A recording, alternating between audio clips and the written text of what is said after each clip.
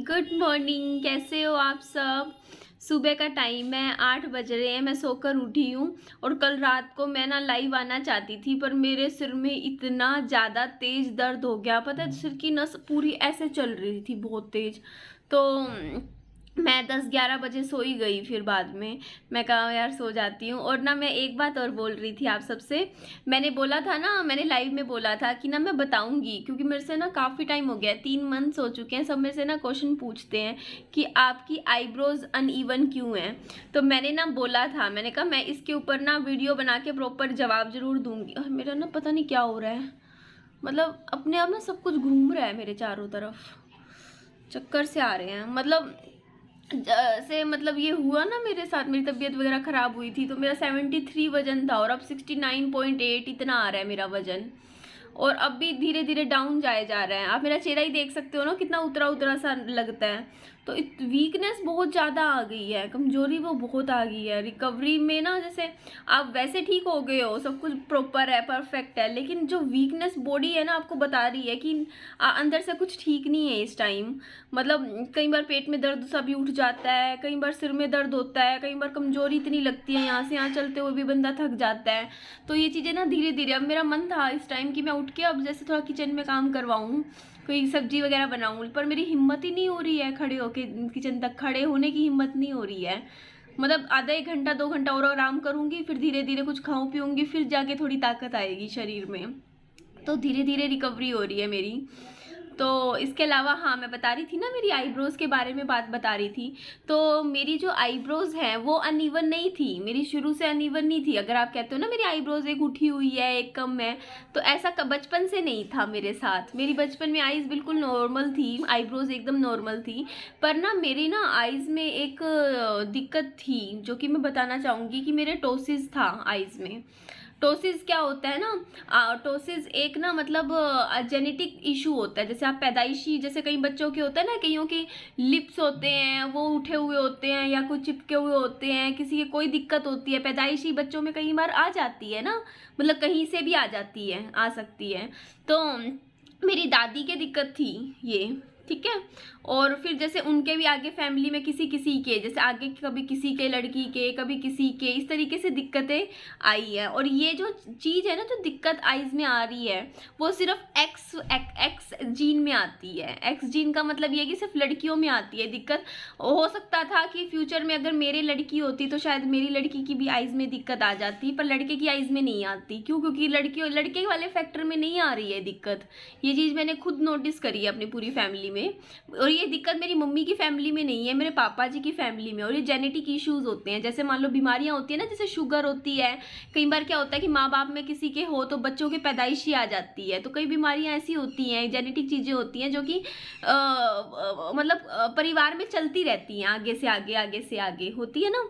तो जब विहान मेरे पेट में था ना, तो मेरे को भी कहीं ना कहीं मन में था कि अगर मेरी लड़की होगी तो मुझे इस चीज़ के लिए तैयार रहना है कि हो सकता हो कि मेरी लड़की की आइज़ में भी कुछ इस तरीके का इशू आ जाए। क्यों? क्योंकि माँ से बच्चे में आ सकता है। तो मैंने इस बारे में डॉक्टर से बात की थी। उस टाइम मैंने कहा था कि कोई ऐसा कुछ इशू हो जो पेट में ही हो सकता हो ठीक, तो आप मुझे बता दीजिए। तो डॉक्टर ने कहा था कि इस चीज़ का ऐसा कोई ट्रीटमेंट नहीं है, ये सिर्फ किस्मत है, आने को आ भी सकता है, ना आने को ना आया। मेरी एक फ्रेंड है, उसकी आंखों में स्क्विंट है, भैंगापन बोलते हैं ना।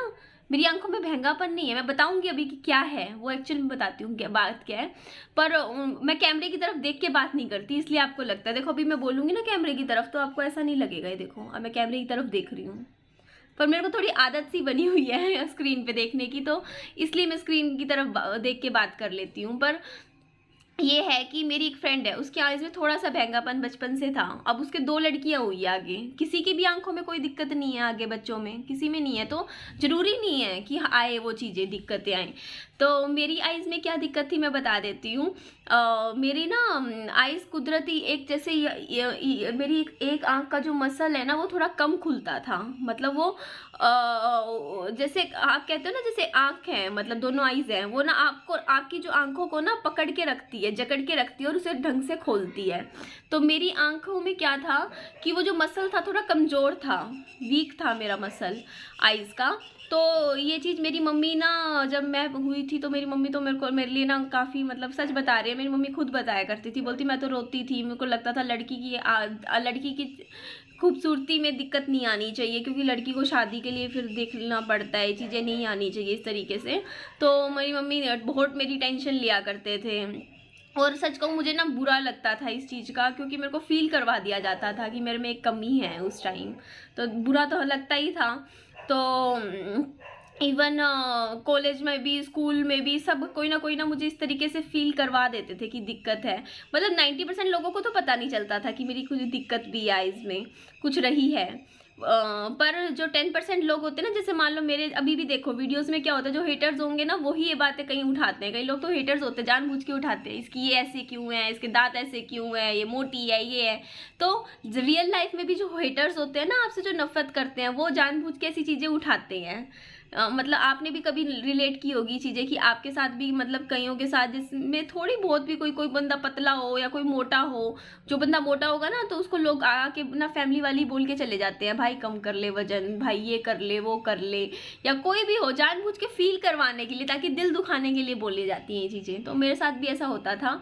तो एक बार की बात है, मैं उस टाइम पीजी में रहती थी, तो मेरी ना फ्रेंड थी, मेरी रूममेट थी, वो उसकी एक फ्रेंड थी जो जिससे वो फ़ोन पे बात किया करती थी। तो वो मेरी बड़ी तारीफ़ किया करती थी, मेरी रूममेट, कि मेरी ना ऐसे बोला करती थी कि निधि बहुत सुंदर लड़की है, मतलब मैं दिखाऊंगी कितनी सुंदर लड़की है। कि उस टाइम मैं अपने आप को अच्छे से मेंटेन करके रखती थी, मतलब मैं वज़न भी मेरा ठीक था, अच्छे से अच्छे स्टाइलिश कपड़े पहनती थी, खुद को अच्छे से कैरी करती थी। तो वो लड़की दिल्ली से आई हुई थी। तो कई लड़कियां होती है ना जो थोड़ी सी जलखोरी होती है, मतलब किसी को दूसरे को पसंद नहीं करती, तो वो लड़की उनमें से थी। तो मेरे पास आई, आने के बाद ना, जैसे मेरी फ्रेंड, तो मतलब जो मेरी रूममेट थी वो बोलती कि ना यार देख, ये मेरी फ्रेंड है, सुंदर है ना। उसने पता है आते ही मेरे मुंह पे ये बात बोली, अरे तुम्हारी आंखों में कोई दिक्कत है क्या, फेस पे ही। मैं ऐसे बोली, मैंने कहा हाँ है भाई, है तो है ठीक है दिक्कत। तो उसके बाद मैं ध्यान नहीं देती थी ऐसे लोगों की बातों में। अगर कोई कहता ना कि हाँ दिक्कत है, मैं कहती हाँ है भाई दिक्कत, क्या हो गया फिर, है तो है। तो ये चीज़ थी। तो उसके बाद ना फिर बात ये थी कि मैंने ना, जैसे मेरा कॉलेज ख़त्म हुआ तो मैंने, एक्चुअली छोटे शहरों में ना डॉक्टरों को नॉलेज नहीं होती है, इस चीज़ का ट्रीटमेंट था पर ना छोटे शहरों में नहीं था। तो मैंने छोटे शहरों में दिखाया तो डॉक्टर बोलते इस चीज़ को एक्सेप्ट कर लो, आपको वरना आपको ऑपरेशन करवाना पड़ेगा, ये वो, मतलब मना कर दिया मेरे को। फिर मैं गई थी दिल्ली, जब मैं नौकरी करने लगी थी ना, तो मैंने वहाँ गंगाराम हॉस्पिटल में दिखाया। मैंने अपनी ये दिक्कत दिखाई, मैंने पहली बार किसी बड़े हॉस्पिटल में दिखाया। उनसे मैंने पूछा कि, मैंने कहा जी ये ठीक हो सकता है क्या है। तो उन्होंने मेरे को पता है जवाब दिया, उन्होंने कहा ये तो आज ठीक हो जाए, आप आज शाम को ही करवा लो बेशक ऑपरेशन, इसको तो आपने आज तक इस चीज़ को लेकर क्यों चले, ये तो आप पैदा होते ही आप ऑपरेट करवा सकते थे, मतलब कुछ नहीं करवाना था। तो फिर मैंने मैक्स हॉस्पिटल है नोएडा का, वहाँ पे ऑपरेशन करवाया था, मेरी सर्जरी करवाई थी मैंने, जिसके लिए मेरे मम्मी पापा कांप रहे थे, हाथ कांप रहे थे उनके, और मैं बिल्कुल हंसते हुए गई थी, क्योंकि एक छोटा सा रिस्क था कि पता नहीं क्या साइड इफेक्ट हो। क्योंकि जो कॉस्मेटिक सर्जरी हम करवाते हैं ना, उसका हमें थोड़ा सा मन में डर रहता है कि कहीं कुछ नेगेटिव इफेक्ट ना आ जाए। जैसे हीरोइनें नहीं करवाती, एक्ट्रेसेस करवाती हैं, कई बार अपने लिप्स फुलफिल करवा लेती हैं, नाक होती है वो मतलब तीखी बनवा लेती हैं, शेप दे देती हैं। तो कई बार रिस्क तो रहता है ना, उनके साथ भी आपने देखा होगा कि कई बार क्या पता रिजल्ट अच्छा ना मिले, खराब रिजल्ट मिले, तो थोड़ा डर लगता है। तो वो डर मेरे मम्मी पापा को लग रहा था, बोलते अभी तो इतना कुछ है नहीं, पता नहीं चलता कहीं बाद में ज़्यादा दिक्कत हो जाए। तो हाँ मैं बताती हूँ फिर क्या हुआ था। फिर मेरा ना ऑपरेशन हुआ था।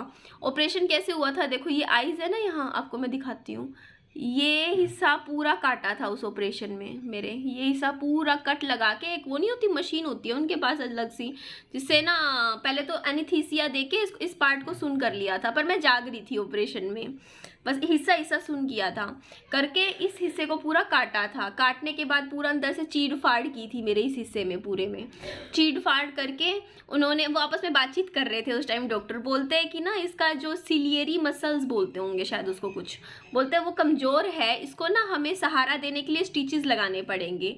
तो उन्होंने क्या किया था, यहाँ से कट करके स्टिचेस दिए थे, स्टिचेस होते हैं 3-4 स्टिचेस लगा दिए। लगाने के बाद फिर से इस जगह को फिर से सिलाई कर दी, सिलाई करके बंद कर दिया था।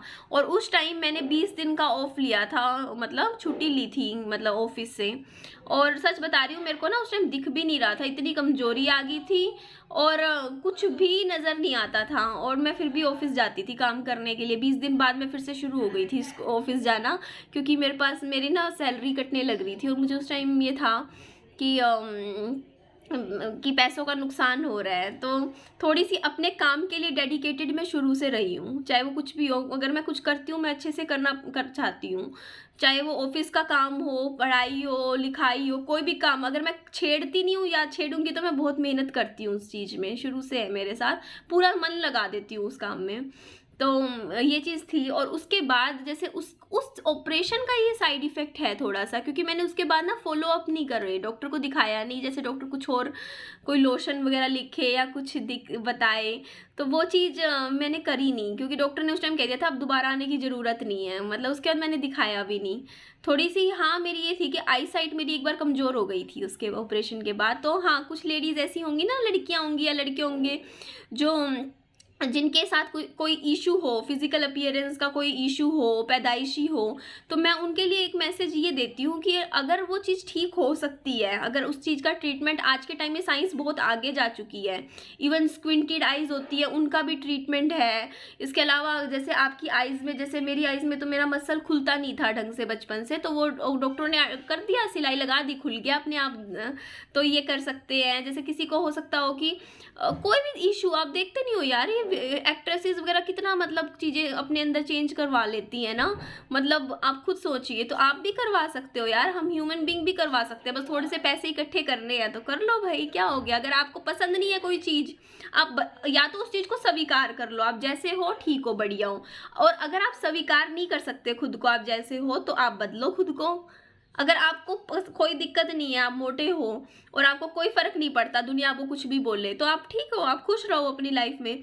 पर अगर आपको अंदर ही अंदर दिल में दुख होता है कि आपको अपना वजन, दिमाग में रहता है कि कम करना है, कोई मेरे को बोल के जाता है, मुझे अच्छा नहीं लगता, तो आप मेहनत करो, उस चीज़ को बदलो, है ना। ये चीज़ है, होती है। क्योंकि अपने आप को परेशान किसी भी चीज़ में मत करो, परेशान मत करो अपने दिमाग पे ना, बहुत प्रेशर मत लाओ। और अब जब लोग मुझे बोलते हैं ना मेरी आईब्रोज के लिए, मुझे बिल्कुल भी बुरा नहीं लगता, क्योंकि मुझे पता है कि मैंने उस चीज़ को बचपन से फेस किया और मैंने उस चीज़ के ऊपर कितना काम किया है।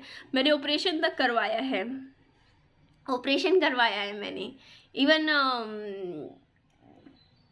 चलो छोड़ो यार, क्या क्या है, चीज़ें हो जाती हैं। मतलब मैं उनकी बात कर रही थी कि ना, हाँ, लड़कियों को ना रिश्तों के टाइम कितनी ज़्यादा कई बार रिजेक्शन भी फेस करनी पड़ जाती हैं। लोग होते हैं ना जो देखते हैं पहले कि हाँ ये लंबी है, गोरी है, चिट्टी है, कैसी है, पता नहीं कितनी कितनी कमियां निकाल देते हैं, जो कि बहुत ही गलत है ना, गलत है ना। तो कोई बोलते भी है, मैंने देखे हैं कई ना यूट्यूबर्स दूसरों को रोस्ट करने के लिए ना उनके रंग के ऊपर, कॉम्प्लेक्शन के ऊपर उल्टा सीधा बोलते हैं, जो कि बहुत गलत है। एक बात बताओ, कोई यूट्यूबर है, बाई चांस मान लो फिल्टर यूज़ कर रहा है, तो यार ऑप्शन दिया है ना मोबाइल में फिल्टर यूज़ करने का, तो करेंगे भाई। मेरे को नहीं पता, मैं नहीं करती हूँ फिल्टर यूज़, लेकिन अगर कोई करता भी है तो क्या दिक्कत है यार। ऑप्शन दिया है, मोबाइल कंपनियां क्यों देती है फिल्टर, इसीलिए तो देती है ना, जिनको लगाना है वो यूज़ करें, उनको अच्छा लगता है तो लगाए, है ना। हीरोइन एक्ट्रेसेस नहीं लगाती हैं, फिल्टर यूज़ करती हैं, अपनी फ़ोटोज़ को कितना अलग चेंज कर देती हैं, लुक चेंज करती है ना। तो अलग अलग तरीके के फ़िल्टर्स हैं, अगर कोई यूज़ कर रहा है तो इस चीज़ के ऊपर तो कोई बवाल मुझे नहीं लगता कि होना चाहिए।